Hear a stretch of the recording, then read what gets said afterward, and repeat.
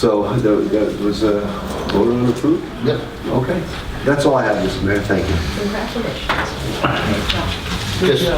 Just a piece of a theater report. What's that? No, just, we're moving along with the Oh, purchase of okay, yeah.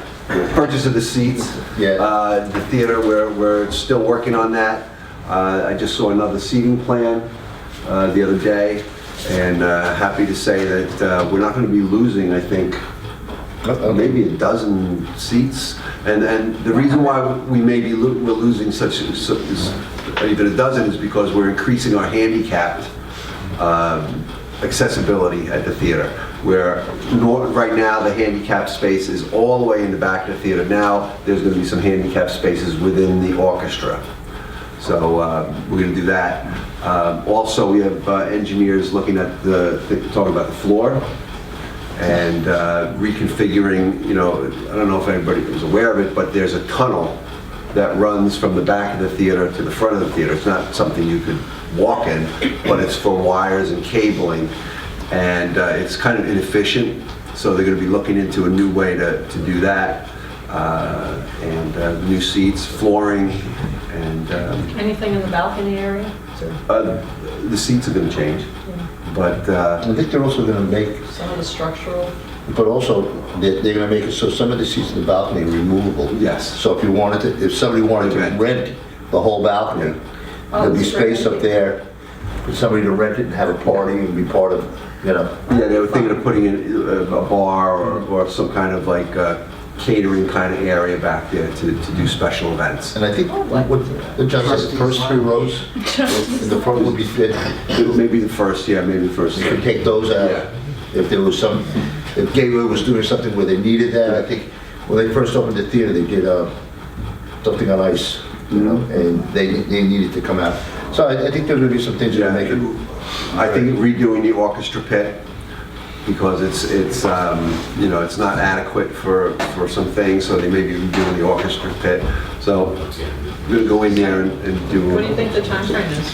Well, we're starting what? January of next year. We have to do it in January because it's the quietest time in the theater. So the theater would have to be closed for at least a month. 2 weeks to rip out the seats. I think it's about, because also they're going to redo the ceiling. Yeah, there's a lot of things that are, you know, when we put the new roof on the theater, our plan was also to repair some of the water damage that was done. If you walk into the theater and you look up on the west side, there's damaged tiles there. But luckily, the people who did those ceilings kept the molds. So they just have to make a few more molds to put the ceiling. Yes, Mark? I wouldn't say a month, because once they start opening where the wires are, it'll be 3 months.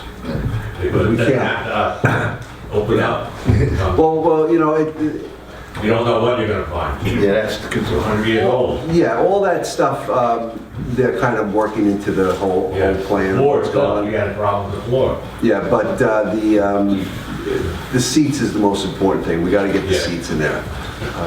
A lot of those seats have to be about 40, probably close to 50 years old. More than that. They're more than 50 years old. They go back to the 20s. Yeah, and they're very inadequate.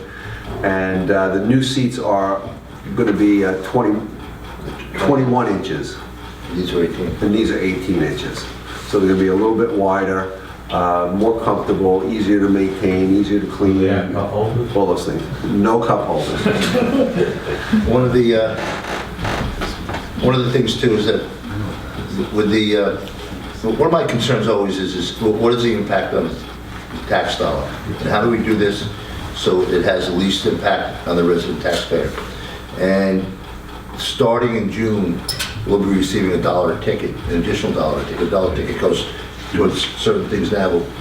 There'll be a $1 ticket that's going to be set aside just for theater repairs and improvements. So they do, with Gateway and with dealing with Gateway on it, it'll be about $90,000 to $100,000 because Gateway does about 40,000 people, maybe 35,000 people. So it'll be about $100,000 a year that will come to us, that will be then set aside. So these repairs will always be self-supported with that single dollar that we get.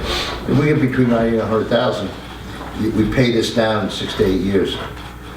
And so that's in terms of how we're gonna pay it down. It's not gonna be paid down for the guy living down on Cedar Avenue or up on Central Avenue or up on Little Boulevard. It's gonna be paid for by the people that use the theater. There'll be a user fee that will upgrade it and allow us to do what we need to do and do it right. And again, I have to commend